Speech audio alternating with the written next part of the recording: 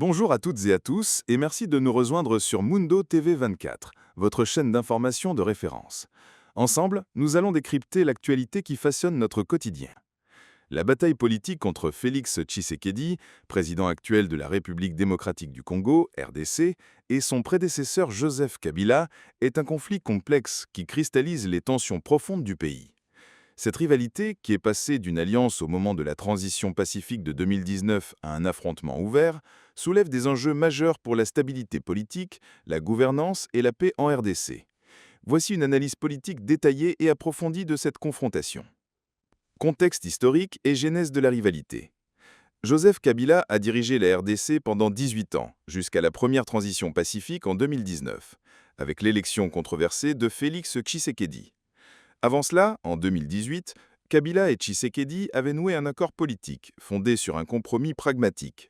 Tshisekedi obtenait la présidence, tandis que Kabila et sa coalition Front commun pour le Congo, FCC, conservaient une majorité écrasante au Parlement, contrôlant ainsi 24 des 26 provinces. Cette cohabitation forcée a permis une transition semblant pacifique, mais a planté les graines du conflit futur, car l'UDPS de Tshisekedi, minoritaire, devait coexister avec une majorité parlementaire hostile et très puissante détenue par le FCC de Kabila. Cette situation a engendré des tensions croissantes dès 2020, qui ont conduit Tshisekedi à dissoudre la coalition FCC-CACH, coalition de Tshisekedi, et à chercher une nouvelle majorité politique sous la bannière de l'Union sacrée face à Kabila, la montée de la confrontation politique. Depuis la rupture en 2020, la guerre froide s'est transformée en véritable bras de fer. Tshisekedi accuse publiquement Kabila d'être le cerveau d'une coalition rebelle dans l'est du pays, notamment avec son alliance supposée avec le mouvement M23 et la coalition Alliance Fleuve Congo, AFC, une rébellion active dans cette région.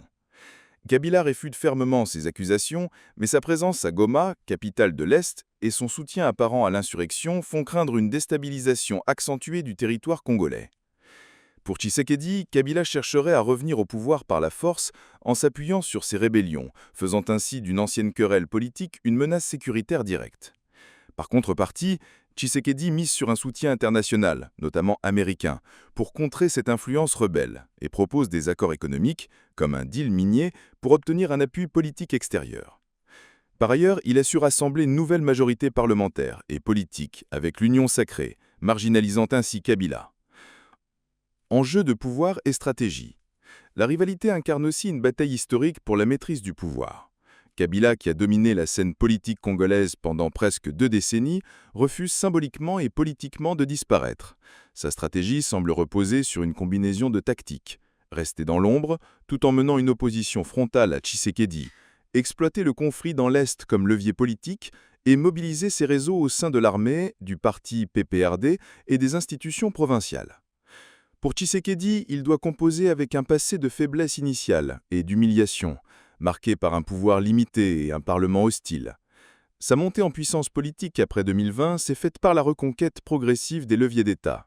La mise en œuvre de la levée de l'immunité parlementaire de Kabila, la suspension du PPRD et la répression des alliés supposés de Kabila sont autant de signes d'une volonté ferme du président actuel de consolider son autorité. Parallèle, Tshisekedi tente de reconstituer une majorité politique stable et d'élargir sa base, même en tentant d'intégrer certains opposants historiques dans une coalition plus large sous forme d'un camp de la patrie. Risques et perspectives. Cette confrontation politique porte un risque élevé d'exacerbation des conflits armés dans l'est du pays, mettant en danger la paix fragile de régions déjà en proie à la violence.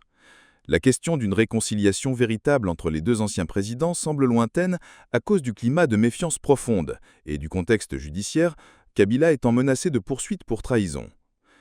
Le dialogue politique national paraît compromis tant que la question sécuritaire dans l'Est reste irrésolue et tant que le camp de Kabila continue son opposition frontale. Un vrai dialogue inclusif est appelé par certains acteurs religieux et civils, mais la situation sur le terrain, avec la présence des rebelles et la polarisation politique, n'offre aujourd'hui pas un cadre propice à une réconciliation durable. La bataille entre Félix Tshisekedi et Joseph Kabila dépasse la simple rivalité personnelle. Elle est révélatrice des fragilités institutionnelles congolaises, des enjeux liés à la gouvernance démocratique, à la gestion de la paix et de la sécurité nationale, ainsi qu'à la rivalité entre anciennes et nouvelles élites. la confrontation pourrait s'étendre tant que la question de la légitimité politique et du contrôle territorial ne sera pas résolue. Tshisekedi, fort de son socle parlementaire et de son soutien international, semble vouloir imposer un nouvel ordre au prix d'une rupture définitive avec l'héritage Kabila, ce qui promet une poursuite durable et difficile de ce bras de fer politique en RDC.